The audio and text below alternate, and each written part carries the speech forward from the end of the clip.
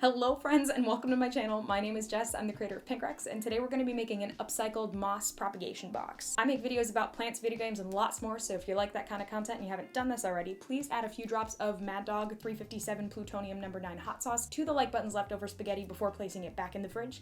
Also, please subscribe to the channel down below and turn on all notifications so you don't miss any of my future uploads. I have from the other day this leftover organic baby spinach container that I saved. Produce boxes like this are perfect for propagating moss because these ones actually aren't vented, so they're going to hold in moisture a lot better, and they're clear on all sides once I take the sticker off, of course. It's definitely not coming all the way off on the first try, but you know what? Most of the way off is good enough for me. Whatever. I don't know. There it is. So to make this project, you're going to need some kind of a clear container that is mostly airtight. Airtight is preferable, if possible. You are going to need some type of mesh. This is just white polyester tulle. It's available for $3 a roll on Amazon. This is just left over from a party. And I've been using it for terrariums and propagation boxes for literally months. So it lasts a long time. It won't rot, it won't mold, it's just really great stuff for this type of a project. You're gonna need something to create a false bottom in the container with, so I just have some leftover leca, but you could definitely use like pebbles or sand or perlite, just something that's nice and porous that the water can kind of flow down to in between waterings. And the last thing you're gonna need is some charcoal. I just scooped mine up into this little pot that says "Plants are my soil mates" because I think it's super cute. I got it from my grandma. This is going to help filtrate the water and prevent mold overall, and while mold is an important part of a self-sustaining ecosystem in an enclosed terrarium, I don't really want mold growing on my moss at this point. And lastly, you're going to need moss. This is all moss that I've been propagating in various containers and dishes over time. This has been in here for way too long. These are just drainage trays. They are not even close to airtight, so I have to water this like every other day. This is a good example of another container I used to make a moss propagation box. Hopefully there's no critters in here. In this container, I have some little tiny pieces of liverwort. I have some badge moss, I think, and I have some hypnum moss. And I just have some pebbles in the bottom of this one, and then mesh, and then charcoal, and then mesh, and then the moss from when I harvested it actually had some substrate still stuck to it. You don't want a lot of substrate in a moss propagation box, because moss doesn't really grow like a root system. It just connects itself to the substrate at surface level and calls it good. So you're gonna take a thin layer of your leca and just put it along the bottom of your container of choice. Doesn't have to be a container like this, although these work really well. And make just a super thin layer because you want as much room for upward growth as possible, because there are some types of moss that get kind of tall. A single, even as possible layer is going to be really perfect for what we're trying to do. You're also going to need a piece of mesh. I like my mesh to go to the very edge of the box and then curve up a little for this type of a project, just to keep my different layers separated.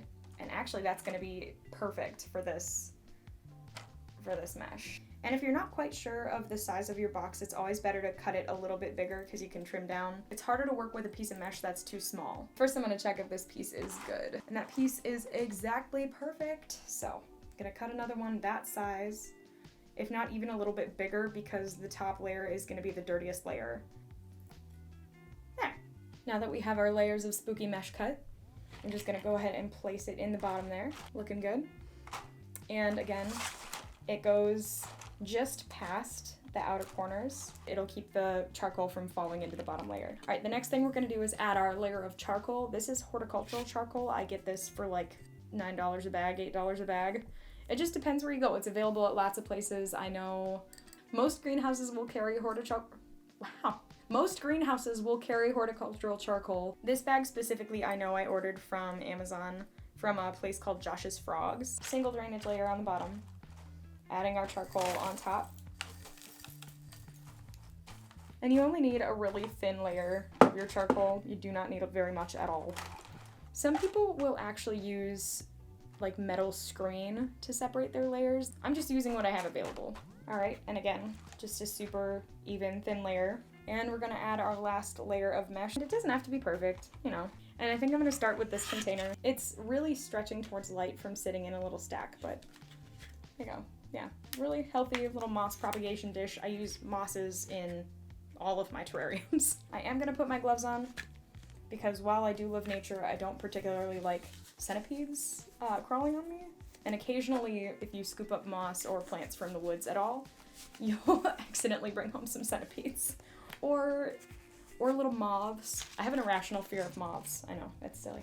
And I'm just gonna grab that substrate just right from the bottom that way. Look at that. It's like one nice big cookie of moss. I'm gonna take it apart and make it so the flat edges are sitting on the outside. Usually I wouldn't, but I changed my mind. I am going to put a little bit of cocoa coir and just kind of dust it around. Get it kind of evened out. Definitely doesn't have to be perfect. That looks about good. And now we shall continue. Since I tore that corner, I'm just placing it kind of flat side facing out because I think that's gonna be the best. And this is a lot of moss to put in one propagation box, but I'm just kind of putting it in here because I have another terrarium that I'm gonna be building soon. And I know I'll use a bunch of it, so it's okay that I have a lot in here for now. Mostly it just keeps the moss healthy for when I'm gonna use it. Just look at how long and green it is. I just love it. There.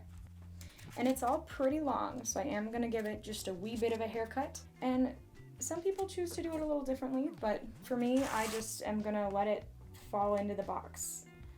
And I'm only gonna cut the really, really long ones. I am gonna leave some of it kind of long because it, I don't know, kind of fits the terrarium look I'm gonna be going for here soon. And you really are just cutting it back, I don't know, giving it a wee little haircut. And it's kind of flying everywhere, but that's okay, you know. Evening out all those long, gangly boys.